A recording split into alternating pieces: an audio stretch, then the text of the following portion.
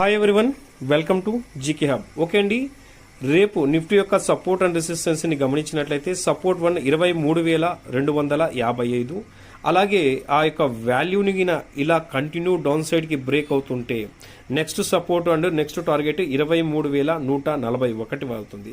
ఒకవేళ market flat గా open అయ్యి అప్ సైడ్ కి మూవ్ అవుతుంటే, మార్కెట్ ఫ్లాట్ ఓపెన్ అయ్యి ఇలా అప్ సైడ్ కి మూవ్ అవుతుంటే రెసిస్టెన్స్ 1 ఏమవుతుంది 23,558. ఒకవేళ రెసిస్టెన్స్ 1 ని కంప్లీట్ చేస్తూ అబోవ్ కంటిన్యూ అప్ సైడ్ కి మూవ్ అవుతుంటే సెకండ్ టార్గెట్ 23,750.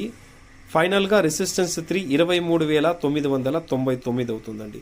ఒకవేళ ప్యాటర్న్ బేస్ మీద మీరు చూసుకున్నట్లయితే ఇక్కడ ఒక ట్రెండ్ లైన్ ఫామ్ అయింది. ఈ రోజు మన గ్రూప్ లో కూడా అప్లోడ్ చేయడం జరిగింది. ఈ ట్రెండ్ లైన్ ని రెస్పెక్ట్ చేస్తున్నంతసేపు మార్కెట్ ఎబోవ్ ఉంది. ఎప్పుడైతే ఈ ట్రెండ్ లైన్ కి మార్కెట్ బిలో వచ్చిందో కంటిన్యూ డౌన్ సైడ్ కి ఫాల్ అవ్వడం జరుగుతుంది. ఓకే ఫ్రెండ్స్, హారిజెంటల్ గా అండ్ ట్రెండ్ లైన్ బేస్ మీద కూడా మనము డిస్కస్ చేసుకున్నాం.